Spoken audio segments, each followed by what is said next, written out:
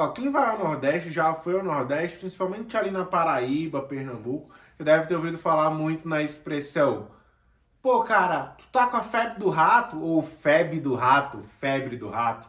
Bem, tem uma nostalgia muito grande. Eu ouvi muito meu pai, ouço muito meu pai falar isso quando eu vou para casa. E também quando eu vou em casa, eu sempre também me recordo muito de quando a minha avó falava sobre: ah, meu filho, meu netinho, não vai pra rua na chuva, não pode pisar na água ali no meio da rua, que senão vai pegar a doença do rato. E ficava, cara, mas que doença de rato? Não sabia que o rato trazia doença quando era novinho. Ah, mas febre do rato? Eu não sabia nem que o rato tinha febre, cara. Como é que pode? Pois bem, a cultura popular é uma coisa realmente magnífica, não é assim? Eles trazem isso consigo de uma doença perigosa. E realmente é. Hoje a gente vai conhecer um pouquinho dessa doença. Vamos falar sobre a leptospirose e a gravidade que ela traz consigo. Mas antes, like no vídeo para fortalecer o canal e se inscreva para continuar apoiando os nossos conteúdos. Então, vamos para a aula!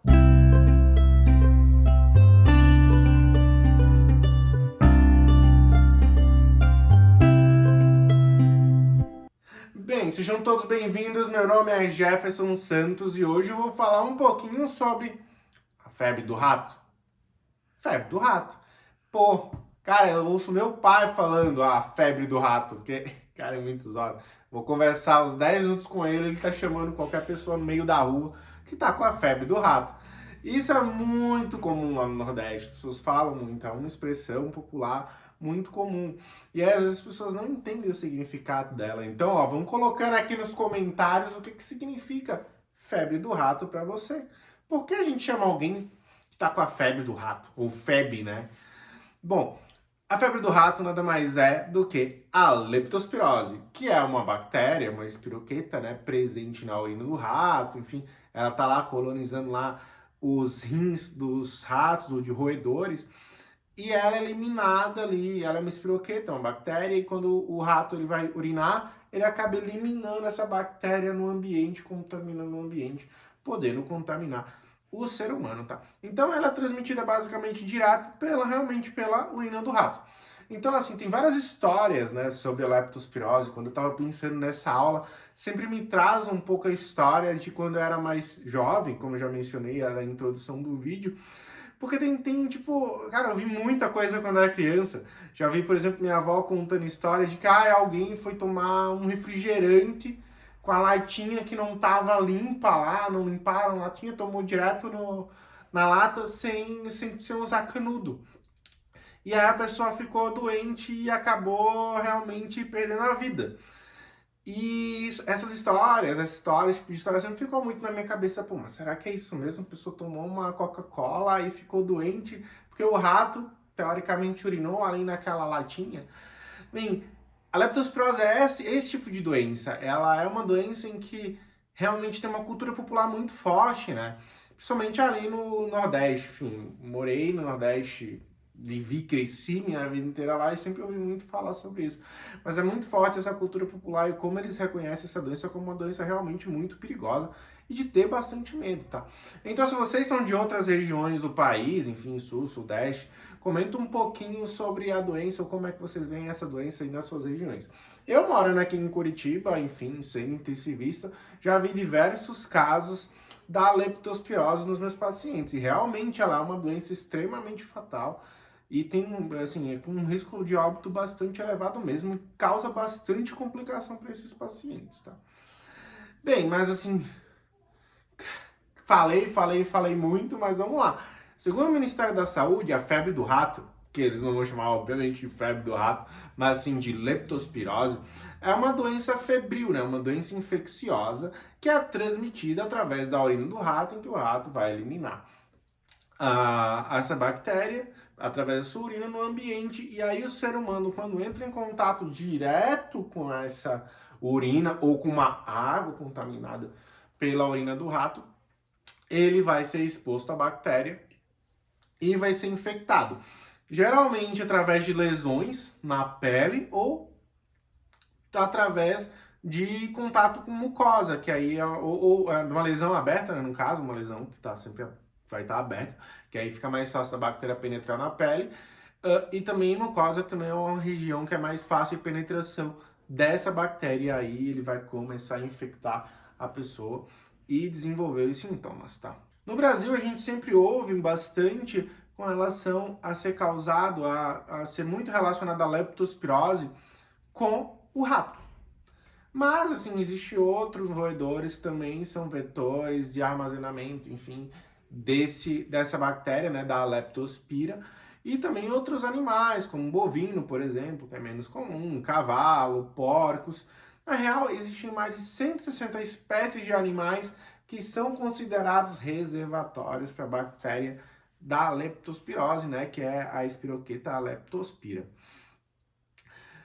Com relação ao seu período de incubação, pode variar de 1 a 30 dias, mas normalmente o surgimento dos sintomas ali acontecem de 5 a 15 dias após a infecção, tá? E ela é uma doença que ela tem várias características. Ela tem a sua fase aguda, fase mais leve, assim, a fase leve da doença, e também a fase mais grave da doença que eu vou comentar, né, que é a síndrome de Weill, mais na frente, tá? Tô falando um pouquinho sobre as características dessa bactéria, né? Primeiro vamos conhecer a cara, vamos descobrir como é essa bactéria que causa essa doença, que realmente é bastante terrível para uma parcela desses pacientes. Então vou deixar aqui uma fotinha aqui ao lado, na minha frente, da leptospira, né? Ela é uma bactéria, é uma espiroqueta parecida com a doença, parecida com a bactéria que causa a sífilis também. Mas assim, enfim, eles não têm nada em comum, tá? Na leptospirose, a bactéria que vai causar essa doença é a Leptospira interrognus, né, essa principal espécie. Ela é uma bactéria gram-negativa, aeróbica ou microaerófila, e ela consome, no geral, ela não se alimenta de carboidrato como a maior parte das bactérias, né? Ela vai se alimentar principalmente de ácidos graxos de cadeia curta, ou seja, os ácidos graxos vão ser a sua fonte de energia. E também ela é uma bactéria que cresce lentamente em meio de cultura, então para se fazer diagnóstico, o ideal é que se usem outros métodos, por exemplo, como métodos sorológicos ou PCR, que são métodos mais rápidos de detecção da doença do que a cultura da bactéria, esperar essa bactéria crescer, já que ela é de crescimento lento, tá? Com relação à epidemiologia, pode parecer uma coisa assim, que é mais coisa de Brasil, mas ela é uma zoonose que está presente praticamente no mundo inteiro. E ela causa no mundo pelo menos 1 milhão de infecções anualmente, com pelo menos 60 mil óbitos ao ano também. Ou seja, é uma doença com uma relevância bastante grande em nossa população, tá? E a sua transmissão, basicamente, como já mencionei, no Brasil é principalmente através da urina dos roedores, né? Essa bactéria ela vai ficar ali nos rins desses roedores e vai ser sempre eliminada no ambiente através da urina, contaminando o ambiente.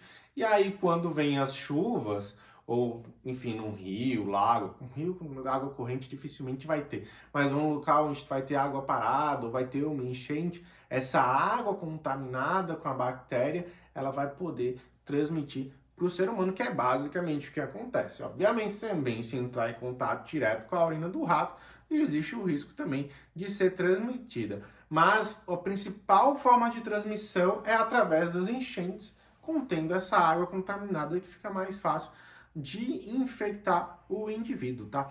Isso acontece porque quando a bactéria é eliminada, ela sobrevive no ambiente por bastante tempo.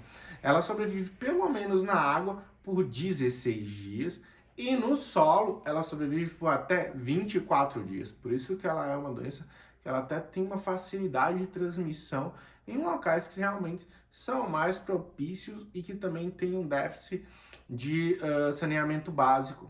Ou seja, assim, um local, um bairro, uma região da cidade que tem esse déficit de saneamento básico também são zonas de risco para adquirir essa zoonose, né, essa doença causada pelo rato. Daí, como mencionado, ela vai penetrar e vai ser transmitida através de lesões na pele ou via mucosa. E o ser humano ele não é o hospedeiro definitivo, né? Ele é o hospedeiro acidental, é casual, como já disse. E aí, quando essa bactéria ela entra no corpo, ela vai ali para os vasos linfáticos e para a corrente sanguínea e é espalhada para diversos órgãos, principalmente rim, fígado e também o baço. E como já mencionado, os sintomas ali tendem a aparecer entre 5 e 15 dias, podendo chegar até 30 dias. E aí vamos entender um pouquinho como é que se apresenta a doença, tá? Mas a doença ela tem duas fases. Ela tem uma fase anictérica, né? Que aí, o que é anictérico, enfim, icterícia, esse acúmulo de bilirrubina, então quando tu olha ali na esclera do paciente está mais amarelado por causa do acúmulo de bilirrubina, isso a gente chama de icterícia. Então, tem essa fase que é anictérica, ou seja, que o paciente não tem aumento das bilirrubinas e aí ele não fica amarelado. Essa é a fase mais leve da doença. E também a gente tem a fase ictérica, que é a síndrome de Weill, que é a doença mais grave, com maior potencial de fatalidade. Tá? A doença anictérica, ela é uma doença mais autolimitada, que nem, por exemplo, uma gripe, ou seja, ela vai ter um começo, vai expandir, né, vai apresentar os seus sintomas e depois ela entra naquela fase de declínio ou resolução da doença. Por isso que ela é autolimitada, nem se precisa, por exemplo, fazer tratamento com antibióticos nessa fase mais leve da doença e ela corresponde a pelo menos 90% dos casos. Então, apesar dela ser uma doença extremamente grave, a maior parte dos casos de leptospirose são casos mais leves. E aí, essa doença mais leve, ela apresenta mais ou menos os seguintes sintomas, que são sintomas também parecidos com qualquer outra infecção viral, bacteriana, por exemplo. E aí, nessa doença autolimitada, vão aparecer alguns sintomas, né? Enfim, ela é uma doença autolimitada, ela vai seguir mais ou menos como segue as outras infecções. Vai aparecer sintomas bastante inespecíficos, por exemplo, que é muito comum em qualquer tipo de infecção, como, por exemplo, dor de cabeça, febre, calafrios, dor no corpo, erupção cutânea, dor muscular, anorexia e diarreia. Então, sintomas que são sintomas que podem aparecer com qualquer outra infecção, também são sintomas bastante inespecíficos que tendem a se resolver, tá? Então, essa fase, que pode durar até pelo menos 9 dias, ela é uma fase mais branda da doença, autolimitada e que vai se resolver após um tempo mesmo sem tratamento com antibióticos, tá? Essa doença não tem, os índices de fatalidade dela são bem baixos, né? Dificilmente um paciente vai acabar indo a óbito por causa nessa fase leve da doença, tá? E os principais, e quando a gente parte para verificar os achados laboratoriais dessa doença, nessa fase leve, o que vai ver também é mais ou menos o que se vê em qualquer doença bacteriana, né? Vai ter uma neutrofilia, né, lá um desvio à esquerda de neutrófilo por causa dessa infecção bacteriana que tende a aumentar o neutrófilo, mas sem necessariamente causar uma leucocitose. E também nessa fase dificilmente vai se ver alguma anemia ou trombocitopenia para esses pacientes. Entendido? Aí agora vamos falar um pouquinho sobre a fase grave da doença, que é a fase ictérica ou a síndrome de Weill. E a síndrome de Weill, ela é muito grave. A gente pode realmente ver esse paciente descompensar, é um paciente que vai precisar de leito de UTI, talvez inclusive precise de ventilação mecânica, talvez seja bloqueado, e é uma doença que tem um potencial de fatalidade muito grande, assim. Tu vê o paciente com uma disfunção hepática, com elevação das bilirrubinas, com uma leve elevação das transaminases, tu vê uma elevação da creatinina, com perda da função renal, com esse desenvolvimento de insuficiência renal aguda do paciente, eventualmente precisando, por exemplo, de terapia renal substitutiva ou hemodiálise. E também a gente vê esse sangramento relacionado na parte pulmonar, que pode levar, inclusive, o paciente à ventilação mecânica. Então, essa síndrome de Weill é uma doença extremamente grave que leva a diversas disfunções orgânicas e ela tem um tempo de duração ainda maior do que a primeira, tá? Então, aqui, pelo que eu já comentei, ela faz pelo menos disfunção em pelo menos 3 órgãos diferentes, o que torna essa doença bastante grave e que faz o paciente realmente necessitar de um leito de UTI. Tá?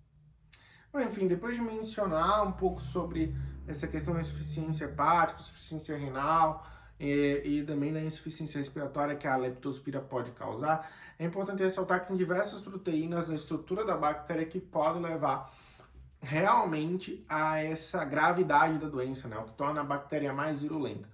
Então, uma das proteínas relacionadas com esse grau de virulência da bactéria da Leptospira é a hemolisina SPH-H, que ela é uma proteína leptospiral, né, que fica ali na bactéria, e ela é uma hemolisina. E o que ela tem de função? Ela pode causar hemólise e citotoxicidade. E aí esse vem como um dos principais sintomas, né? Porque ela começa a destruir células, ela começa a destruir leitócitos, ela começa a formar poros nessas células que levam à destruição dessas células. Então, a gente vai ter um grau de anemia por hemólise direta, a gente vai ter trombocitopenia por destruição de plaquetas, a gente vai poder destruir outras células como células musculares, por exemplo. Então, essas proteínas relacionadas a esse grau de virulência da bactéria vão causar todo esse estrago, né? Vão levar a essa destruição celular por formação de poro diretamente na membrana da célula. E aí, essa hemólise vai o quê? Vai levar o quê? Liberação do grupo M ali no sangue, vai precisar aumentar, por exemplo, o metabolismo desse grupo M da hemoglobina, vai aumentar as bilirrubinas. Então a gente já percebe que, ó, esses distúrbios hematológicos já começam a causar, por exemplo, elevação das bilirrubinas. Além disso, lá no fígado, a bactéria Leptospira ela pode desassociar os hepatócitos, né, desestabilizar os hepatócitos, levando à hepatotoxicidade e destruição dessas células. E aí, o que acontece? A gente já tem uma sobrecarga de hemoglobina para ser destruída, para ser convertida lá no fígado. A gente já tem um grau de hepatotoxicidade, então já diminui a função hepática desse paciente. Tem um grau de colestase já relacionado ali por causa também do fígado. E aí o que acontece? Elevação das bilirrubinas. Então, o sintoma de icterícia, ele basicamente acontece por esses dois fatores, tanto por uma insuficiência hepática, quanto também pela hemólise direta. Então a gente vai ter, principalmente de achado, trombocitopenia, anemia, aumento das bilirrubinas, principalmente da bilirrubina direta, chegando a valores, podem inclusive chegar a valores próximos a 80 mg por decilitro. Eu nunca vi, acho que o máximo que eu vi para um paciente com leptospirose foi algo em torno de 40 de bilirrubina total, mas mesmo assim é um valor muito alto, considerando que ali que os valores normais de referência para bilirrubina ali não passam de 1. Também tem um leve aumento lá das transaminases, né, da ASH e da ALT também. Então esses basicamente são os principais mecanismos que levam ao quadro de icterícia. A trombocitopenia e a anemia pode levar também esse sangramento ali alveolar, e aí leva essa insuficiência renal, essa insuficiência respiratória, que pode inclusive fazer o paciente ir para a ventilação mecânica.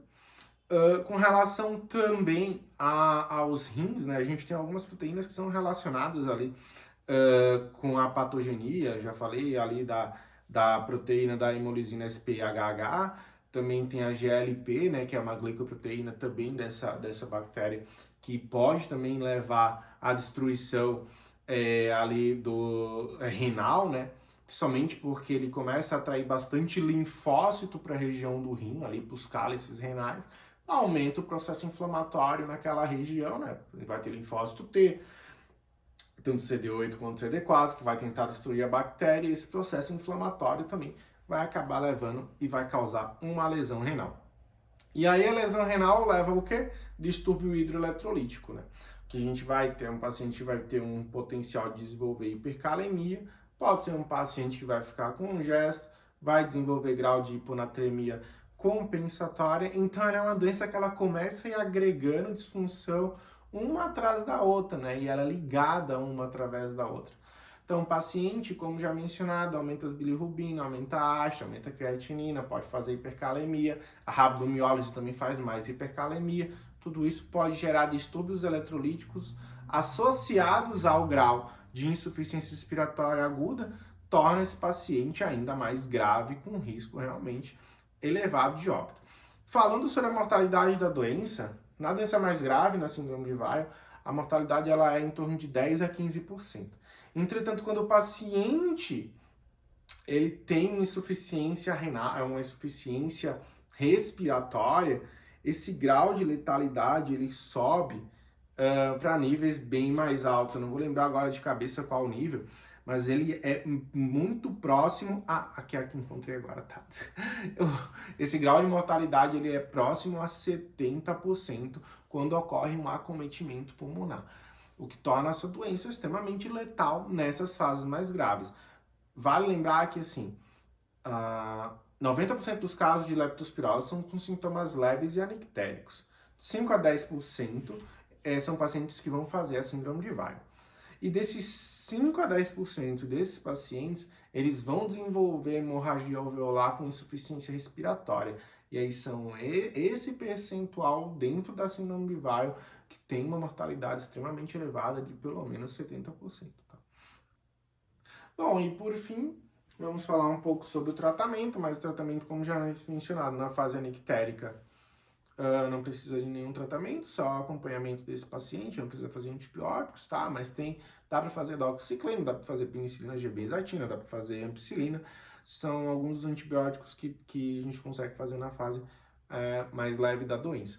Na fase grave, também dá para fazer penicilina G benzatina, mas o que eu geralmente vejo que está no protocolo, que é bastante preconizado, é fazer ceftriaxona, 80 mg quilo dia, 100 mg quilo dia. Para esse paciente pode ser dividido em 2 doses. Então, geralmente ali fazer 2 gramas ceftriaxona a cada 12 horas. Para esses pacientes é o tratamento de escolha para a leptospirose mais grave, né? Para essa síndrome de Weill.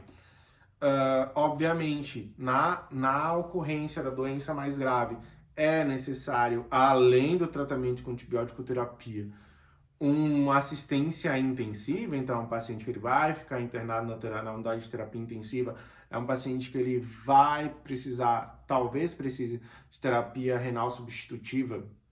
A maior parte desses pacientes que eu já vi com leptospirose grave na UTI, eles fazem realmente hemodiálise, às vezes realmente precisando de ventilação mecânica, às vezes com bloqueio. Então ela é uma doença em que vai demandar uma terapia muito mais direcionada do que propriamente só a antibiótico terapia. E ela tem uma duração bem maior, chegando a poder levar meses, doença ativa e do paciente precisando de tratamento. São características relativamente irreversíveis, né? Então, grau de hepatotoxicidade, a disfunção renal, ela pode ser reversível depois que o paciente conseguir sobreviver dessa doença. A terapia renal substitutiva ela não é uma terapia definitiva, por exemplo. Se a gente está lá fazendo essa terapia, principalmente na fase mais aguda, mas após resolução, a tendência é que o paciente não precise mais fazer hemodiálise, as bilirrubinas elas tendem a entrar em normalização. Pode ficar algumas sequelas, né? A leptospirose ela também pode lá, né, induzir, por exemplo, cardiopatia, pode induzir um grau de insuficiência cardíaca também, de uma forma mais tardia. Mas então o tratamento basicamente, em resumo, é ceftriaxona nessas fases mais agudas, com, obviamente, a terapia intensiva em um ambiente de UTI. Agradeço a participação de todos. Agora vocês entenderam o que é a febre do rato? Nossa, eu levei muito tempo. Pensa só que desde os meus 4 anos eu ouço falar da febre do rato e eu descobri depois que eu me formei o que é a leptospirose. Não depois que eu me formei, durante a graduação, depois de uns 15 anos, eu vim descobrir quem é a leptospirose e quem era a febre do rato. Mas é muito interessante essa doença, estudar, escolher ela, porque assim, a gente vê bastante casos na UTI, e são pacientes bastante graves, mas me traz também aquela memória de quando eu era jovem, de quando eu era criança, do que a minha avó falava, do que as pessoas falavam. E realmente, quando a gente olha o conto popular, o que as pessoas, que a gente considera leiga, né, não eram da área da saúde, como elas interpretam a doença como uma doença grave, e realmente na prática ela é uma doença grave. Apesar de que são poucas as pessoas que desenvolvem a fase grave da doença, Essa fase grave, ela é muito grave e precisa de muito investimento, precisa de tempo de terapia intensiva, com gasto de medicamento, com gasto sedativo, com ventilação mecânica, precisando de uma equipe multiprofissional, de fisioterapeuta, nutricionista, médico, odontólogo, farmacêutico, precisa de toda uma equipe para cuidar desse paciente, a enfermagem também, precisa de toda uma equipe para cuidar desse paciente e continuar por bastante tempo, né? Inclusive também, como o paciente ele fica bastante tempo internado, outros serviços como, por exemplo, psicólogo e serviço social, que realmente são profissões que também podem estar ali dentro do ambiente da UTI, são extremamente importantes, né? Porque um paciente que vai ficar 1, 2 meses internado, ele sai praticamente de todo o teu convívio social e ele tem conta para pagar, a família tem conta para pagar, às vezes a pessoa que está ali doente é a pessoa responsável financeiramente para a família. Então, você precisa de toda uma equipe multiprofissional, não só para tratar, mas também para cuidar do social desse paciente, que é um paciente que vai ficar muito tempo ali internado, tá? E também, geralmente, os pacientes que acabam vindo com leptospirose são pacientes também mais jovens, idade ativa, idade de trabalho e tudo mais. Bem, gente, era isso. Se gostaram do vídeo, deixa o like, se inscreva no canal para continuar apoiando os nossos conteúdos. Um forte abraço e até a próxima aula. Tchau, tchau!